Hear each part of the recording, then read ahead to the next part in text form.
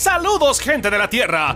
Yo soy la voz institucional de Bonus y vengo en paz a presentarte un nuevo, épico y ahora misterioso Top X. Espero que estés en compañía de alguien y en lugar iluminado, porque en esta lista veremos las 10 leyendas urbanas más interesantes de los juegos de video. Te dejo en compañía de David Autor y la radical Eva Bosaken, el Top X de Bonus.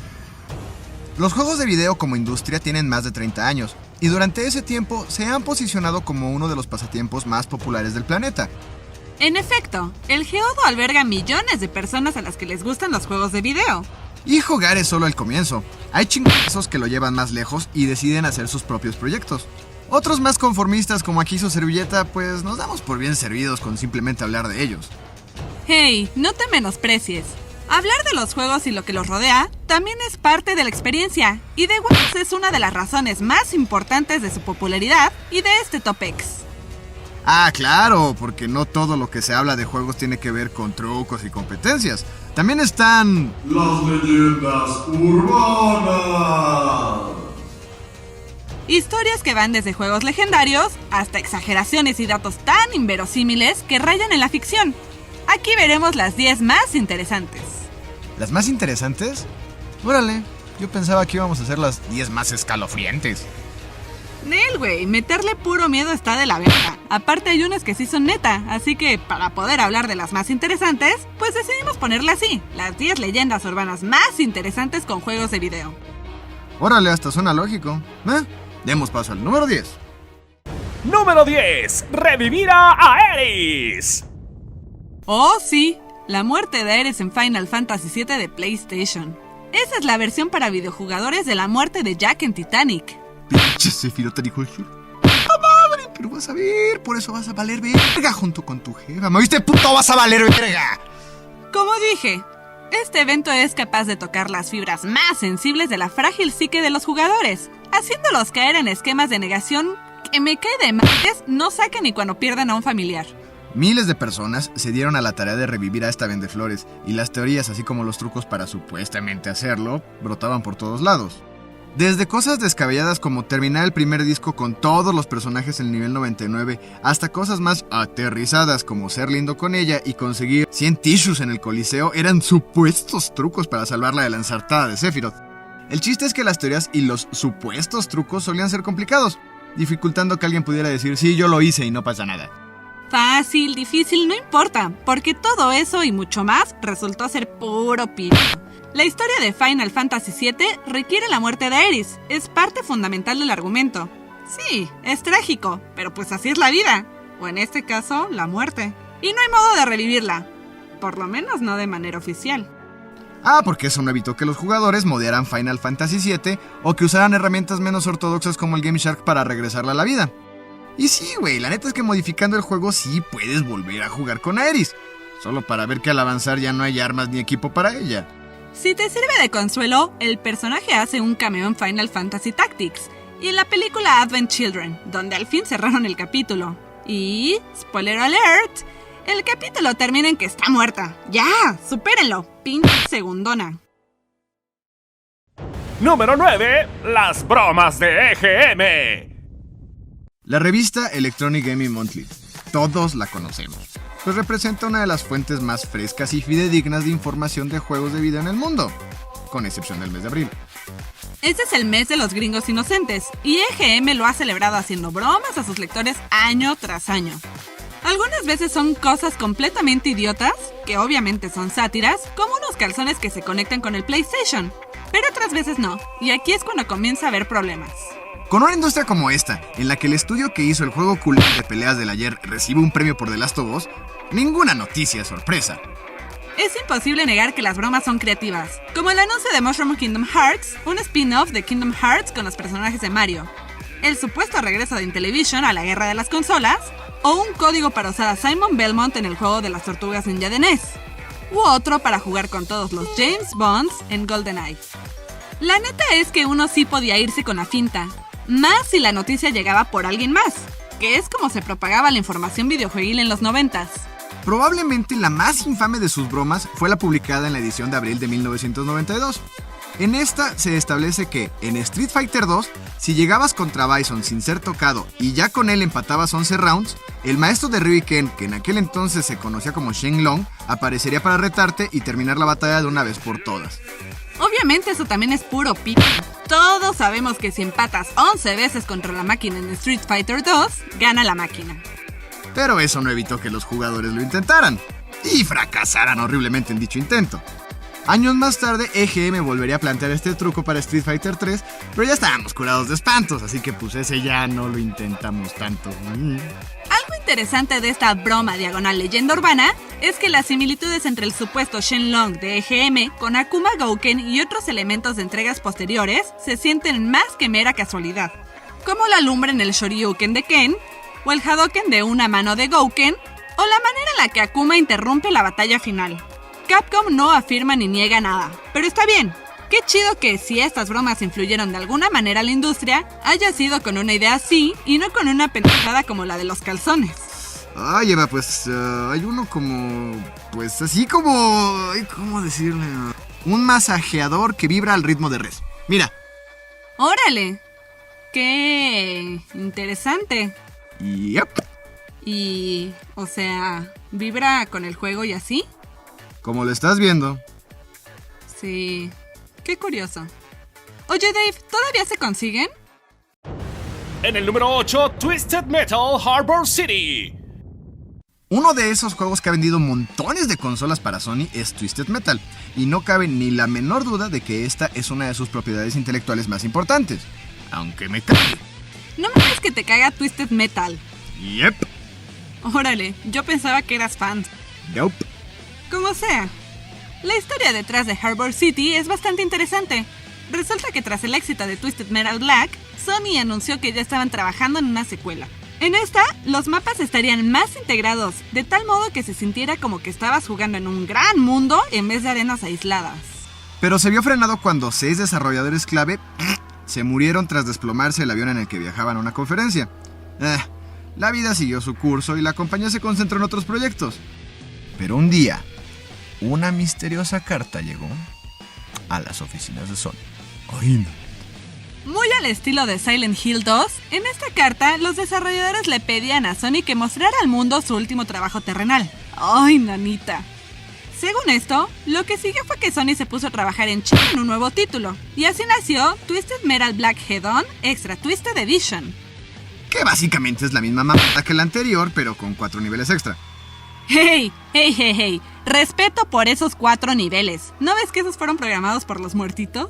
¡No mames, Eva! ¡Por el amor de Dios! ¡Eso es puro pito! Obvio es puro pito, porque los fantasmas no existen. Pero el origen de la carta, que por cierto puedes leer si terminas los 4 niveles nuevos en la dificultad más alta, sigue siendo un misterio. Algunos dicen que fueron fans de la serie, otros que fue una maniobra de publicidad, y obvio, hay gansos que sí creen que esto pasó. En el 2008, David Jaffe, director del primer God of War, declaró en una entrevista que la historia de Harbor City tiene algo de verdad, pero también tiene mucho de exageración comercial. El problema es que no negó ni afirmó nada. Por lo tanto, esto se queda como un misterio misterioso. Número 7. Los trapos sucios de Atari. Nuevo México, cuna de leyendas urbanas. Por ejemplo, se dice que en Roswell fue donde se estrelló una nave extraterrestre. Y a tan solo unos kilómetros de ahí, en Alamogordo, se hicieron las pruebas del proyecto Trinity. O sea, la primera explosión nuclear. Y justamente ahí, en Alamogordo, es donde se enterraron toneladas de cartuchos y accesorios para el Video Computer System, o como nosotros lo conocemos, el Atari 2600. De entre las toneladas de cosas que tiró Atari destacan obviamente los cartuchos de Lete, que hace poco fueron desenterrados por un grupo de cineastas patrocinados por Microsoft. Ahora bien, esto ya no es una leyenda. A fin de cuentas ya se mostró la verdad detrás de esta. No obstante, hay un par de detalles que aquellos que hablan del tema normalmente se ahorran. ¿Evis? Gracias, David. Mucha gente culpa a E.T. de Atari por la crisis en la industria de los 80s y como el protagonista en esta historia de los juegos enterrados. Pero así como no es el único culpable, tampoco es el único protagonista. La crisis se dio porque Atari estaba cagándola con sus consumidores y entregaba productos culeros pensando que la gente solo compra juegos Pues porque son juegos, y así, y ya. Uno de los primeros errores que cometió fue producir 12 millones de Pac-Mans para el Atari 2600, cuando solo tenía posicionadas 10 millones de consolas. Pac-Man vendió 7 millones de unidades, convirtiéndose en el juego más vendido para el Video Computer System. No obstante, quedaron sobrando 5 millones de copias. De E.T. solo se produjeron 5 millones y se vendieron 1.5. El puro sobrante de Pac-Man es toda la producción de E.T. Por lo tanto, el vertidero de basura no está lleno únicamente con porquería extraterrestre. Eva toca un punto importante. En el tiradero de basura donde fueron sepultados los errores de Atari había otros juegos, como Raiders of the Lost Ark, Berserk, Defender, y se dice que hasta había prototipos del Mindling, un periférico que jamás salió a la venta, pero con el que según esto podías jugar sin controles. ¡Toma la Kinect! 80's Power. Ahora, ¿por qué en Alamogordo, Nuevo México? La respuesta es evidente. Es un lugar lo suficientemente remoto como para realizar pruebas nucleares de categoría militar. Ergo, está en medio de la puta nada. Pero hasta en donde el viento da vuelta hay gente, y los pobladores de la zona se quejaron ante las toneladas de juegos y accesorios que fueron a tirar en su pintoresca y radiactiva comunidad. Atari soltó un comunicado en los 80s diciendo que esta maniobra fue para hacer la transición del modelo 2600 al 5200, pero tiempo más tarde un empleado contradijo la historia, diciendo que el desperdicio estaba catalogado como material inservible.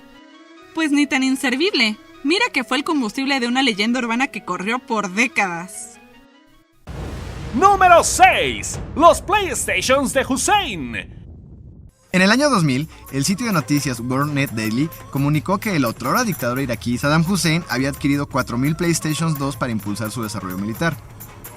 Sabemos que suena inaudito, pero los matices detrás del comunicado son muy borrosos, y la situación que vivía Irak a finales del siglo pasado se prestaba para darle cierta veracidad, que en corto se resume a lo siguiente.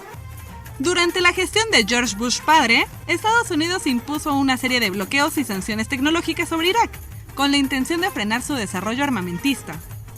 Y como todos lo sabemos, los procesadores para misiles intercontinentales son caros, y seguirles el paso en esta economía de guerra es difícil. La noticia de WorldNet Daily resaltaba que la capacidad del Emotion Engine y en general la arquitectura de la segunda consola de Sony se prestaba para conectar varias unidades y, entre otras cosas, calcular trayectorias de misiles de largo alcance.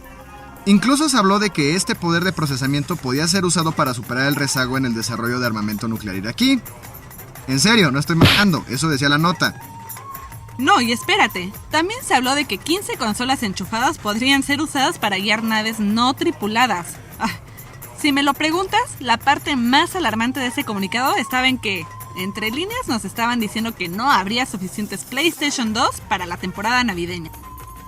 Sí, la neta es que no es tan claro si esta noticia es real o si fue una maniobra de marketing para echarle la culpa a Hussein del pobre suministro del producto, mientras que al mismo tiempo alardeaban con la capacidad de procesamiento del nuevo juguete de Sony.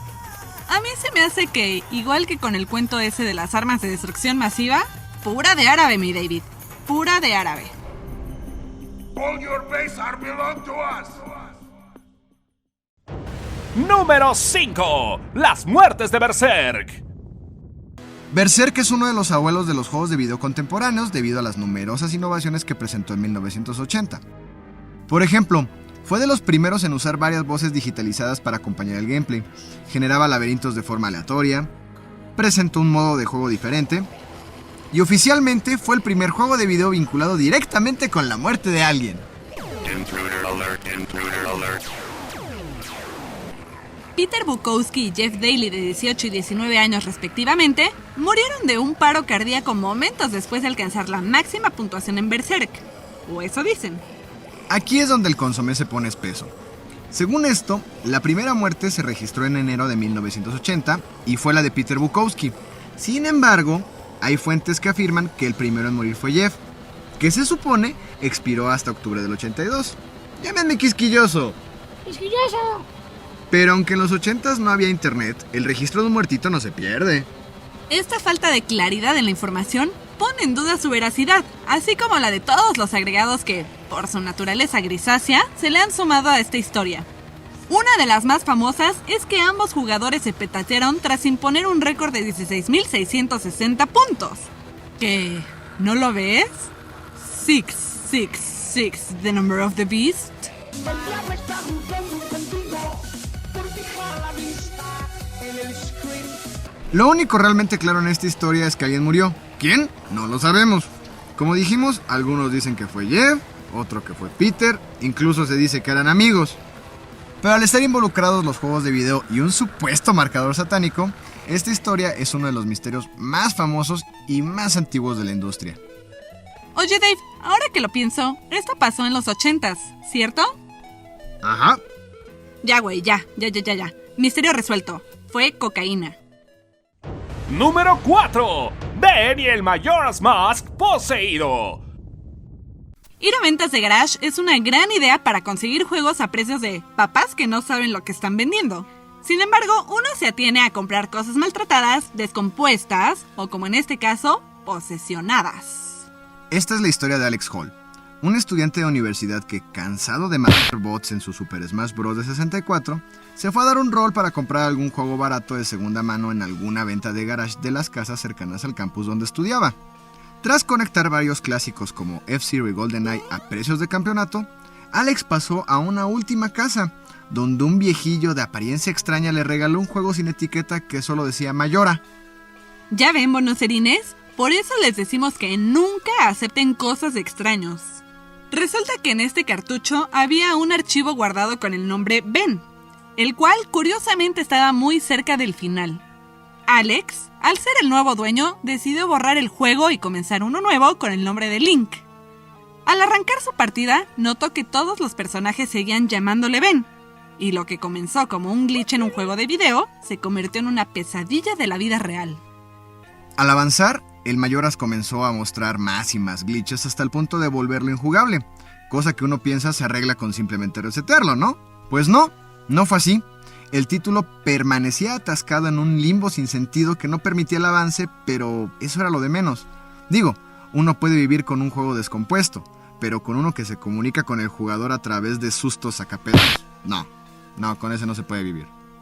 Resulta que el cartucho estaba posesionado por el alma en pena de su antiguo dueño, un niño de nombre Ben que murió ahogado y ahora está encadenado porque un pelado borró su archivo. La venganza era inminente. Para esto, comenzó a perseguir a Alex en el juego, luego en sus sueños y posteriormente en la vida real a través de su computadora, que también quedó posesionada cuando la conectó con su Nintendo 64 para grabar las imágenes que te mostramos. Oigan, no mamen, a leguas esto se nota que es puro pito. Sí, la historia de Ben es muy buena. Sin embargo, no es más que la creación de Alex Hall, un ahora renombrado autor de creepypastas, que son, en pocas palabras, relatos de miedo que la gente escribe en internet. Algo así como La Mano Peluda, pero con menos chupacabras y más Slenderman. La verdad es que le daríamos una mejor posición a esta historia por lo bien estructurada que está, pero al ser una total fantasía se nos cae un poco. Pero de todas formas, kudos para Alex. La neta es que desde que escuché esto ya no juego Majora's Mask con el mismo entusiasmo. Número 3. La maldición de Madden. Hay dos tipos de fútbol, el que juegan los afeminados y el que juegan los hombres. En uno, los jugadores fingen lesionarse, mientras que en el otro, fingen que sus lesiones no existen. El fútbol americano es un juego de hombres, donde la fuerza, la estrategia y el tesón dictaminan quién será el vencedor. En un deporte así, no hay lugar para la suerte, ¿o sí? Madden, al ser uno de los juegos más vendidos en el mundo, es lógico que su maldición sea una de las leyendas urbanas más famosas e interesantes de toda la industria. Por si no la conocías, la cosa es bien simple. Se supone que todos los jugadores que salen en la portada de los Maddens están destinados a que sus vidas se vayan de una u otra forma a la chingada. Como dije, simple. Según la historia, la maldición comenzó en 1999 cuando la gente de Electronic Arts decidió quitar de la portada a John Candy. Ay, uy, perdón, qué pendeja. Quise decir John Madden. Se dice que a Madden no le cayó en gracia que la compañía decidiera quitar su imagen y tras una acalorada discusión, Electronic Arts lo mandó a la mierda ofreciéndole una última portada que compartiría con Barry Sanders. Eso que menciona Eva pasó en la edición de Madden 2000. Sin embargo, Barry Sanders no fue el único jugador que salió en la portada. En la edición europea, Dorsey Levens se convirtió en el primer jugador en aparecer solito en la portada del juego. A ver, pregúntame cuándo se retiraron estos carnales. ¿Cuándo se retiraron? Bueno, Dorsey Levens lo hizo hasta el 2004. Pero Barry Sanders lo hizo ese mismo año. ¿Y eso ya establece una maldición? No, para nada. Pero el siguiente año, Eddie George tuvo su peor temporada, así como varias lesiones. Y luego, en el 2002, Marshall Faulk se lesionó el tobillo y los Carneros fueron eliminados de los playoffs. No mames, David, son los pinches Carneros. Es más fácil que los Raiders pasen a playoffs que los Carneros. Y mira de quiénes hablo, de los Raiders, que pasaron de ser los malosos de Los Ángeles a los malísimos de Oakland. No obstante, hay una constante. Güey que sale jodido. En el mejor de los escenarios, su equipo es descalificado y se lleva un par de lesiones. Mientras que en el peor, se termina su carrera por un caso como con Donovan McNabb tras salir en la portada del 2005, o bien, pues por un periodicazo.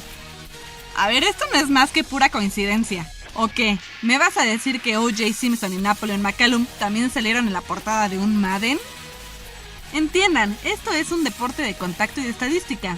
Temporada tras temporada tras temporada, hay montones de jugadores que salen lesionados o están involucrados en algún escándalo, porque caray, son figuras públicas. Salir en la portada de un juego no arruina la carrera de nadie. Puede ser verdad lo que dices, de hecho tiene mucho sentido, pero así sea una coincidencia o no, todos los jugadores que han engalanado la portada han sufrido de algo. Y por otro lado, esta es una de las leyendas urbanas de los juegos de video más famosas. Eso que ni qué. Número 2. Polybius. Ah, Polybius. Si conoces de leyendas urbanas de los juegos de video, sabías que solo era cuestión de tiempo para que habláramos de este título. Y si no, pon atención y aprende algo completamente inútil. Polybius es un juego legendario desarrollado por la compañía alemana Sinelslöschen, que en español quiere decir pérdida de los sentidos. Que era lo que se supone que provocaba este juego, junto con insomnio, pesadillas y terrores nocturnos. Todo comenzó en algún momento de 1981 en Portland, Oregon. Aquí se distribuyó un limitado número de gabinetes negros que, según dicen, contenía el infame Polybius. Dicen que el gameplay era lo que sigue de adictivo y que se hacían colas larguísimas de personas que querían estimular sus sentidos con píxeles. También se dice que cada local con una de estas máquinas era vigilado por un grupo de hombres de negro que de vez en cuando recolectaban datos de los gabinetes. O bien se llevaban a los jugadores que perdían el conocimiento frente a Polybius. Sin embargo, no hay pruebas reales de que el juego exista, pues según la historia, así como llegó, desapareció, hasta que fue recordado en 1998 en el portal coinop.org. Realmente nadie sabe cómo es el juego. Algunos alegan que es un shooter, otros dicen que es un puzzle. Eso sí, la creencia popular dice que era usado por el gobierno gabacho para reclutar gente. Según. Claro, porque es bien importante que las Fuerzas Armadas tengan jugadores expertos, ya sabes, para defendernos de los Space Invaders. A pesar de no haber pruebas reales de Polybius, eso no ha evitado que la leyenda se hiciera popular, al grado que, a manera de chiste, ha sido referenciado en Batman y en Los Simpsons, por mencionar algunos medios. Esa misma popularidad ha inspirado a un montón de programadores amateurs a querer replicar el supuesto juego. Lo que me hace recordar que las imágenes que has estado viendo no pertenecen a Polybius, así que no te preocupes, no sufrirás de amnesia. ¡Wow! Estas leyendas urbanas sí que han sido interesantes. Antes de pasar a la que encabeza la lista, veamos cuáles la han conformado. Número 10. Revivir a Aeris. Número 9. Las bromas de EGM. Número 8. Twisted Metal Harbor City. Número 7. Los trapos sucios de Atari. Número 6. Los PlayStations de Hussein. Número 5. Las muertes de Berserk. Número 4. Ben y el Majora's Mask poseído. Número 3. La maldición Madden. Número 2. Polybius. Y en el número 1, los mitos de Pokémon. Cuando alguien que no sabe de juegos de video te habla de leyendas urbanas de estos, es porque la cosa es seria. De todos los mitos que ruedan a la industria, sin lugar a dudas, Pokémon tiene los más interesantes, en especial dos. Estos son el síndrome de Ciudad Lavanda y que el juego cause epilepsia. El síndrome de Ciudad Lavanda consiste en que la melodía de Lavender City de las primeras versiones de Pokémon Red y Blue despertaban tendencias suicidas en los niños. La supuesta razón por la que solo los niños sentían la necesidad por matarse es por una frecuencia que únicamente puede escucharse a cierta edad. Según esta mamada, más de 100 niños japoneses cometieron suicidio. No sé si lo notaste, pero llamé a esto una mamada, porque en efecto es eso, una mamada. Eso de que la melodía de Ciudad Lavanda hace que un niño se quiera matar es una pendejada. A diferencia de los ataques epilépticos, eso sí pasó. Sí, eso sí pasó. Nomás hay que aclarar que fue con la serie animada y no con los juegos. El 16 de diciembre de 1997, a las 6:30 de la tarde de Tokio, se transmitió en todo Japón el capítulo número 38 de la primera temporada de Pokémon, Deno Senji Porygon, que en español quiere decir Porygon, el soldado computarizado. En ese capítulo se usó una combinación de tonos rojos y azules a una velocidad asquerosa que disparó la fotosensibilidad de 685 niños japoneses. Algunos solo tuvieron migrañas, mientras que otros sí se fueron a la lona, pero no pasó a mayores. De los casi 700 afectados, solo 2 estuvieron hospitalizados. Este evento, que a la postre sería conocido como Pokémon Shoku, hizo que las acciones de Nintendo cayeran 400 yenes, que es un chingo. Por lo que la compañía rápidamente lanzó un comunicado donde expresaba su soporte, pero también se lavaba las manos, dejando claro que esto fue provocado por la caricatura y no por el juego. ¿Y qué pasó después? Nada, que en 3 meses la serie fue reanudada, Nintendo se recuperó y Pokémon se volvió en el fenómeno mediático a nivel mundial que todos conocemos. Envuelto en un montón de interesantes leyendas urbanas, como debe de ser en los juegos de video. ¡Hey, hey, hey! No sé mucho de historias y cuentos, pero este episodio me pareció legendario. Espero que tú también lo hayas disfrutado. Si quieres ver más de los videos que hacemos, date una vuelta por nuestro canal y no olvides suscribirte. Yo soy la voz institucional de Bonus y te espero en el futuro. Creo que lo único legítimamente bueno del juego es Alicia, que tampoco es el mejor diseño de personajes que he visto en mi vida. Sin embargo, sí se nota que le echaron ganitas a eso. Y solo a eso. Bonus fue presentado en Sonido Boom.